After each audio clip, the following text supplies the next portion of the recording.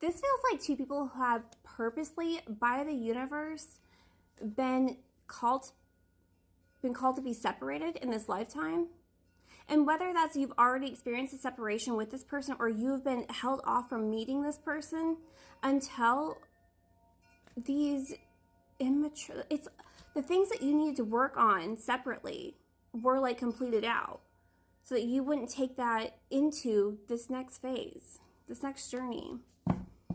You know, all the jealousies, the inconsistencies, the abilities to commit, to be open. Because one of you is very much so more spiritual than the other, but you bring that out of the other one. And the other one tends to be more like realistic. I know like that's not the opposite of spirituality, but I'm just getting like they're more grounded in a different kind of way. And it's like the balance of you two in this lifetime. And that's why I feel like we get the Fool. It's like not knowing if this is going to work, if it's going to come together. It's like you both had to do that work separately in order for this to even get a chance in this lifetime. And then you just grow even more. You know, I'm getting, it's not just, oh, that's why I'm getting that. Or one, I was getting one of you is very spiritual, and then the other one tends to be more like grounded, like materialistic, but not in a way that is necessarily self-serving. It's like you two would be really brilliant in creating a business together.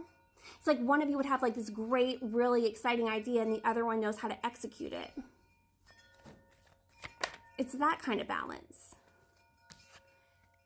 But the Fool and with the Knight of Pentacles coming together, like that just confirms to me that you two had to, this has been a while, this has been in the making, but it's always been in the works. A long time to get to here. Like so many past lives. I feel like you go on to the other side and it's like, huh, want to do it again? Yeah. It's like, it's always a yes. But it has to be at a point where you two are able to appreciate what the other brings to the table. That ability to work on yourselves to always move closer towards this union. Some of you have already had this in this lifetime with this person. And some of you, it's like that because it's that reuniting.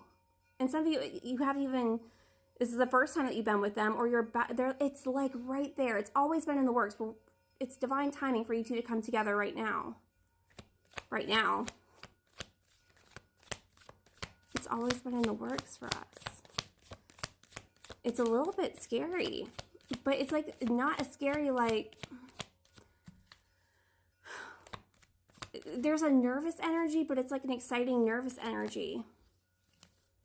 The Hermit and the Magician.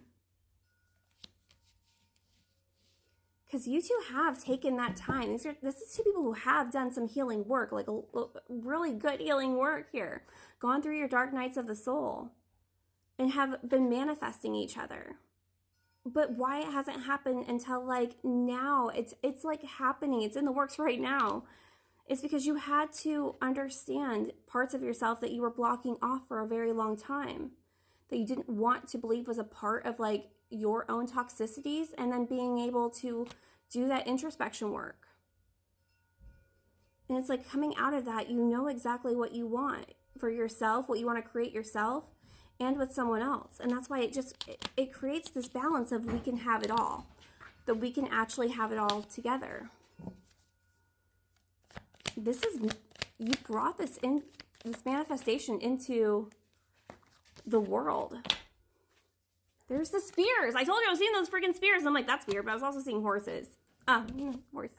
Oh, horse and spear. Yeah, that makes sense. Get a part one. Oh. You know, and I feel like that Hermit was very much so needed for both of you to create this magic, because you were so scared of your untapped talents. And then also creating that with someone else. It's like it took so long for you to know about yourself. What if this person takes it away from me? But that's why it's a gamble. It's not because this person necessarily is a gamble, because this is divinely connected. But it's just, it took so long to get here. It took so long to get here, so many heartbreaks. But Spirit's saying it's time to celebrate. You've let whatever past issues were keeping you two apart from each other, like your own issues together or your own personal issues. And honestly, I feel like it's both. There is community. There is something coming together to be celebrated here. It's happening very fast because you both have ended out those cycles. You know, I've never really paid attention to this, but we have the Ten of Swords, and it's like this little deer over here that's like checking on them. Little deer that's checking on them. King of Cups. And the Eight of Swords. Oh, Eight of Swords. You're not stuck in whatever story that you've been having in this lifetime. You're becoming unstuck. Running down to the riptide, taking away to the dark side. King of Cups, more vulnerable. You bring out literally the best versions of each other within this connection. Again, because one of you has felt very crippled by this world and feeling like you had to do everything on your own. And there's inspiration in you or them that the other one's just like, I don't have to do it all on my own, because you're going to come and you're going to lick my wounds. You're going to check on me. You're going to make sure that I'm not carrying all of this on my back. The weight of the world is not on my shoulders. Not when I'm with you. Interesting. I keep saying interesting because it is very interesting. I love this story. We're going to go to part 3.